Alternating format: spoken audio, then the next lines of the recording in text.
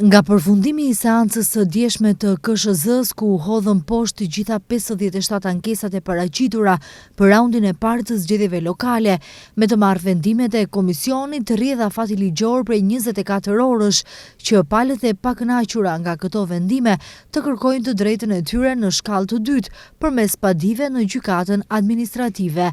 Kryetari i KSZ-s, Boris Kondarko, theksoi se të gjitha ankesat janë shqyrtuar brenda afatit ligjor dhe presin nëse ndonjë nga ankuesit do të fitojë të drejtën për të shqyrtuar rivotimin në ndonjërin nga 11 komunat.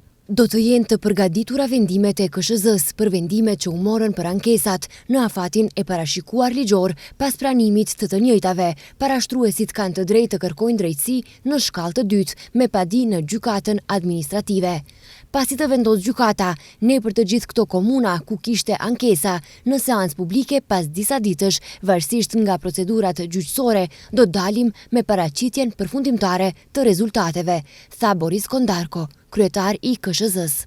Nga 44 komunat për të cilat KSZ-ja shpalli rezultatet fillestare zyrtare të zgjedhjeve për kryetar komune të hënën, ankesat mund të ndryshojnë situatën për 11, pasi që rezultatet atje ende nuk janë përfundimtare dhe do të jenë pas vendimit të gjykatës administrative, si në Haraçin, Bogdanc, Bosillov, Butel, Veles, Gazibab, Krivogashtan, Prilep, Resnjë, Çajir dhe Çashk. Komisioni shtetëror i zgjedhjeve dje hodhi poshtë të gjitha 57 ankesat e paraqitura për raundin e parë të zgjedhjeve lokale.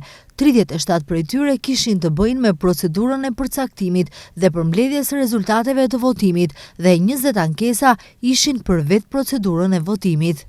Në seancë publike i sqaroi të gjitha ankesat, kishte gjithsej 37 ankesa për rezultatet e votimit dhe më parë 20 ankesa për procedurën e votimit, gjithsej 57 ankesa, disa prej të cilave përfshinin më shumë vetvotime.